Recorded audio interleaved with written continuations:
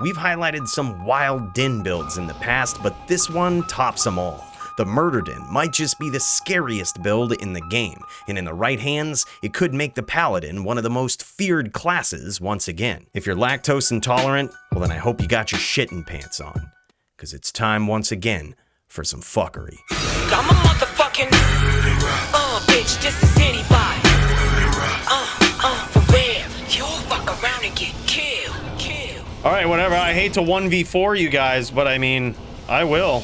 The Murderdin combines all of the Paladin's strongest skills and even some in-game mechanics to present the most vicious threat to nearly any target. The fact that just about every other build has seen various buffs in D2R has left the Paladin in the dust. And now, instead of desyncing across the Bloodmore and spinning hams, we gotta be a bit more creative. The Murderdin presents the vicious threat of hammers, but is also able to adapt to nearly any opponent's weakness. Even FOH and Guided Arrow can serve as a saving grace on this build, especially when you realize that we can actually make our Guideds do about 11,000 poison damage, much like our Toxic Din. Cheesy?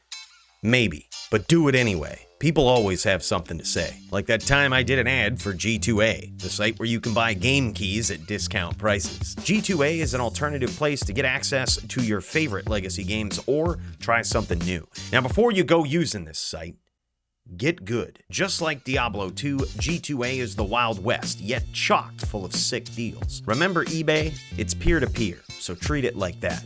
Make sure you're buying from a reputable seller and not some sketchball online. The most successful sellers on this site are the ones that make it what it is, a place where you can buy game keys at discounts from others who either bought them in bulk or received a key and never wanted it. It even uses PayPal for added protection on transactions. So, get good. Check it out with my link below and let me know what you find. What would a Coolie Paladin build be without a bow? Unlike the Balrog or Rangerdin though, our goal on this build is not to deal significant physical or poison damage with this weapon, but the bow, in conjunction with Gore Rider boots, allows us to deal open wounds damage to our opponents, who may need some encouragement to approach from the outside. Hammer-based Paladins struggle to get their opponents to come close, and for good reason.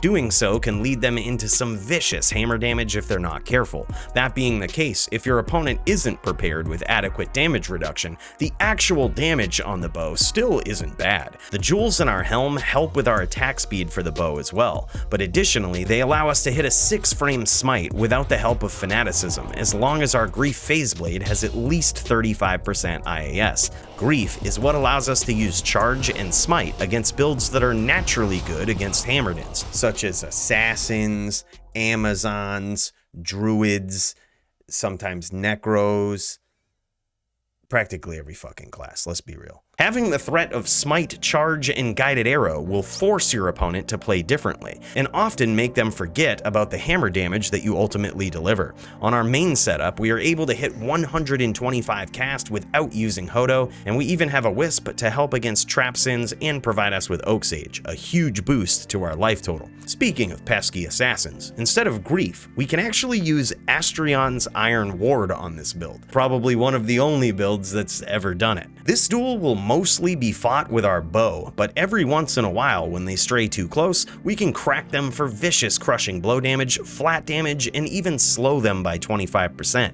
affecting their trap laying speed. The flat damage reduction also helps against Mind Blast, but the +4 to combat skills not only buffs our hammer damage in this matchup, but it also allows us to use FOH as a sort of gear check against our opponent. This is especially useful if we swap to our poison charms that we have in the stash.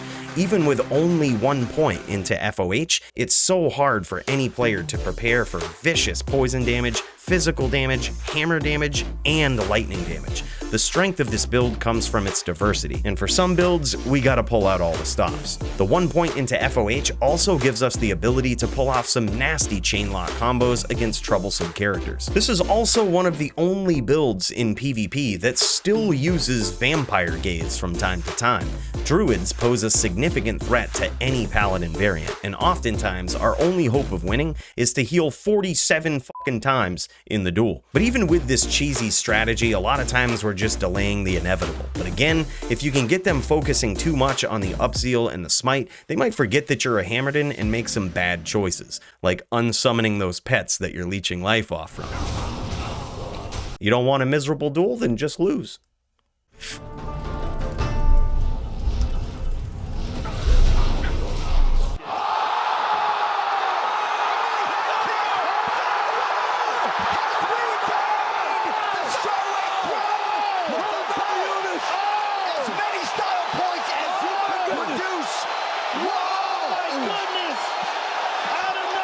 After hearing all of the different skills that we use, you might be wondering what the skill tree actually looks like. At its core, we're built like a Hammerdin, but the key difference is that we put 1 hard point into FOH for combos and harassment, and 1 point into fanaticism for Zeal, Smite, and Guided Arrow. Then, after maximizing Blessed Hammer and all of its synergies, we put our remaining points into Holy Shield because of Smite.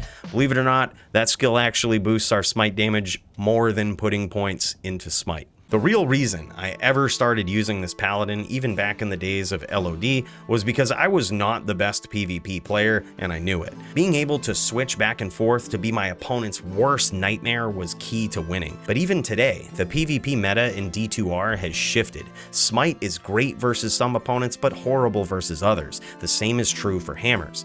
I don't know how we got that. Sometimes it's skill, sometimes it's rando hams. That time it was skill. Mastering both of these styles and being able to enforce them against any opponent still to this day has a ton of merit. That time it was rando hams. Regardless, this is the most fun and reliable Paladin build I've ever played. Not only am I successful in PvP with it, but it's so simple to switch it up for Uber Tristram or Terror Zones. I've left a link down below for the different versions of this Paladin, and I also do my best to answer questions in the comment section, so don't hesitate to ask if you want to try it out. That being said, I'll see you in the blood more.